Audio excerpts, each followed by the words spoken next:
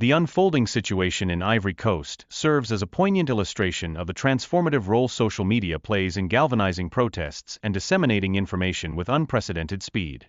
It exemplifies how grassroots movements adeptly navigate and circumvent the constraints imposed by traditional media channels.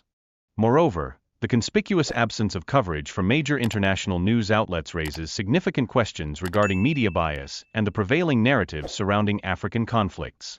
This apparent silence hints at underlying interests that may contradict the chaotic portrayals often associated with the region. In a striking turn of events, the response of Ivorians to the prospect of military intervention suggests a profound shift in public sentiment. The act of celebrating a coup marks a considerable deviation from the conventional reactions typically seen in response to political turmoil throughout Africa. Compounding this complexity is the revelation of a clandestine agreement between the Ivorian government and the United States, which included the establishment of drone bases aimed at surveilling revolutionary governments. This development raises pressing concerns regarding the extent of foreign influence in African affairs. President Ouattara's controversial decision to extend his presidency beyond constitutional limits, coupled with instances of nepotism, has further exacerbated the already precarious political landscape in Ivory Coast. Such actions contribute to a growing sense of instability within the nation. General Langley's comments regarding Captain Traoré's stewardship of Burkina Faso's gold reserves ignited a significant backlash, uniting African nations against the backdrop of perceived Western imperialism. This response underscores the collective resistance against external pressures. The outrage directed at General Langley serves as a reflection of the deep-seated sentiments prevalent across Africa concerning foreign interventions and the perceived betrayal of local interests. Following his remarks, protests erupted, illustrating the palpable frustration among the populace. Regional developments in neighboring countries such as Mali, Burkina Faso, and Niger further illustrate a burgeoning movement toward sovereignty and self-determination. This ripple effect has prompted the Ivorian people to critically examine the alliances formed by their own government. Amidst these shifts, frustration among Ivorians is mounting due to political maneuvers that include barring opposition candidates and suppressing peaceful protests. This escalating dissatisfaction has fostered a heightened awareness and potential for unrest within the populace. Recent developments in Mali, Burkina Faso, and Niger exemplify a domino effect, as nations assert their independence from colonial legacies, significantly altering regional dynamics. In this context, many countries are re-evaluating their dependence on foreign military support. Across the continent, a mental coup is underway, reflecting a widespread rejection of foreign corporations profiting from Africa's rich resources. This burgeoning consciousness empowers the youth, enabling them to envision a self-sufficient future for their nations. Such a shift in mindset is vital for achieving true independence. Importantly, the movement advocating for African sovereignty transcends geographical boundaries, as diasporan communities actively participate in this awakening. By promoting solidarity and shared perspectives, this global connection significantly strengthens calls for transformative change. When the spider webs unite, they can tie up a lion. That's an ancient African proverb, and right now, something is happening in Ivory Coast that proves just how powerful united webs can become. On May 21, 2025, social media exploded with reports of chaos in Abidjan. Videos of protesters flooding the streets, claims of internet shutdowns, whispers of military movements, allegations of coup attempts that could change everything.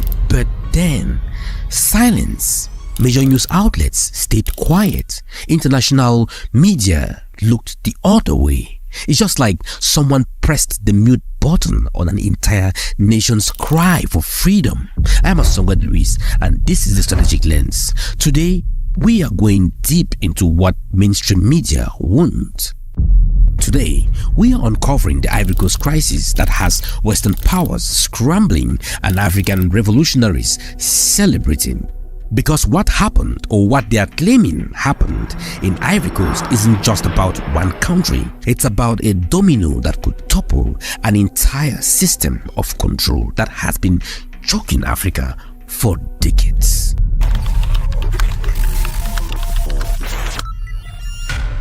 Let me walk you through what we know and what we don't know. May 21st, 2025, reports start flooding social media. Thousands of Ivorians allegedly on the streets. Government buildings reportedly on fire. Internet connectivity issues across the country. Claims of up to 33 unalived between May 19 and May 20th. But here is where it gets interesting and suspicious. Why these reports spread like wildfire across X, Facebook and WhatsApp. Not a single major international news outlet confirmed these events. BBC silence, Reuters nothing, Al Jazeera radio silence. Now you might think maybe it didn't happen, but hold on. Let me ask you something. When has Western media ever been shy about reporting African instability? When have they ever missed an opportunity to show Africa in chaos? Unless this wasn't the chaos they wanted you to see. Unless this was the kind of uprising that threatens their interests rather than serves them. Because according to reports that did circulate, something unprecedented was happening. The Ivorian people weren't just protesting, they were celebrating the possibility of military intervention. They were allegedly welcoming a potential coup. When was the last time you heard Africans celebrating a coup? When was the last time you heard people took to the streets to ask their military to overcome their government? When? To understand what's really happening in Ivory Coast, we need to understand the perfect storm that's been brewing. 3 explosive ingredients have been mixing up in this West African nation, and the combination is proving deadly for those who profit from the status quo. Ingredient number 1, a secret military deal that nobody asked for. While Ivorians were going about their daily lives, their government was reportedly negotiating with the United States to host American drone bases near the border with Burkina Faso and Mali. Now think about that. Surveillance drones that are pointed directly to the revolutionary governments that have been inspiring African youths across the continent. Ingredient number 2, President Alassane Ouattara, the man who once promised to step down after 2 terms, decided the constitution didn't apply to him. 3rd term, no problem, exclude opposition leaders. That was easy. Install your brother as the defense minister, why not keep it to the family? But then, the 3rd ingredient was the catalyst that sparked everything. An American general's inflammatory statement that united Africans from Lagos to London, from Accra to Atlanta. April 3rd, 2025, General Michael Langley, head of US Africa Command, walked into the Senate hearing and made a statement so provocative, so disrespectful to African sovereignty, that ignited a continental firestorm. What did he say, and why did it trigger such massive backlash that it might have contributed to the events we are investigating today?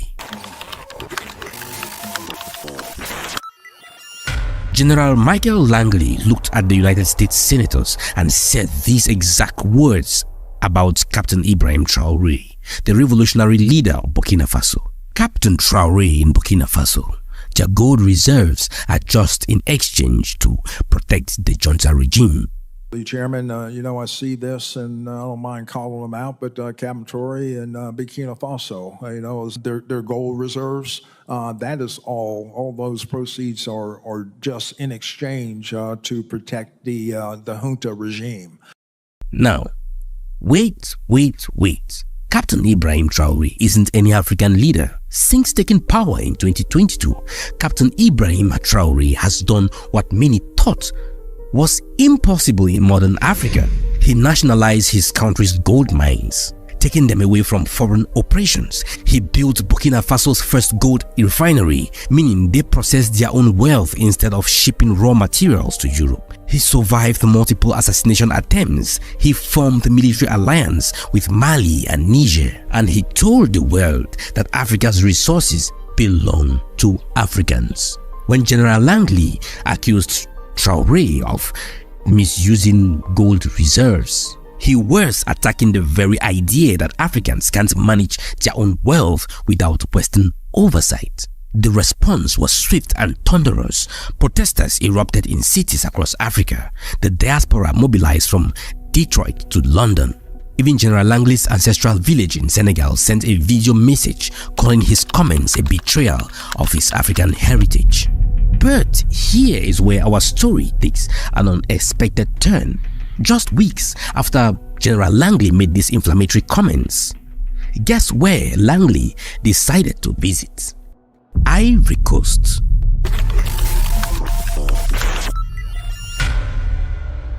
April 24th to 25th, 2025. Less than 3 weeks after insulting Captain Ibrahim Traoré, General Langley is sitting comfortably in Abidjan, meeting with President Ouattara and his defense minister. Now, what do you think they were discussing? Officially, regional security threats, but sources suggest they were finalizing details about that controversial drone deal. American surveillance aircrafts positioned to monitor Mali, Burkina Faso, and Niger. Now, think about the optics here. You have an American general who just accused an African revolutionary of corruption, now causing with a president who have been accused of electoral manipulation, constitutional violations, and blatant nepotism. What message does this send to the Ivorian people? That America supports democracy, or that America supports anyone willing to defend America's interests, regardless of how they treat their own people? But the Ivorian people aren't stupid. They have been watching what is happening next door. They have seen Mali expelled France and regain their sovereignty. They have seen Burkina Faso building gold mines and refineries. They have seen Niger forming alliances based on mutual respect rather than exploitation. They are asking themselves, why are we still hosting military bases? Why are we still sending our cocoa abroad for processing? Why is our president still hanging around with people who insult our African brothers?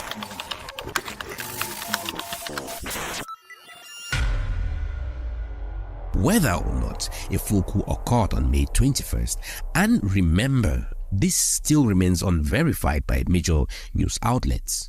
What we do know is that Ivorian frustrations have been building for months. When opposition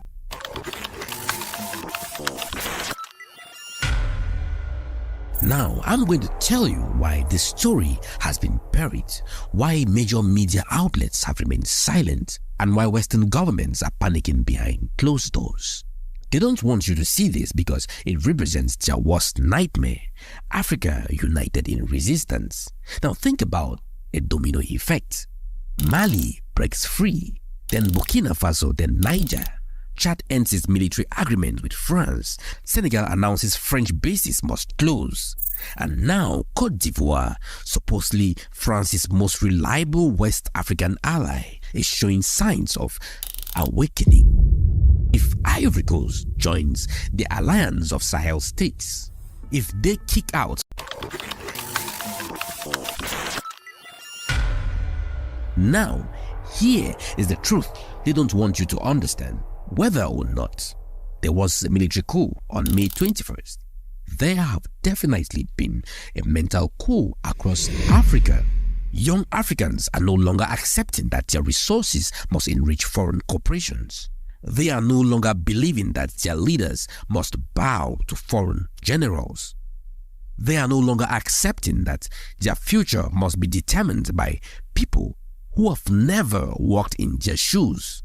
The real coup isn't happening in presidential palaces, it's happening in the minds of African people across the world. From the universities of Accra to the markets in Lagos,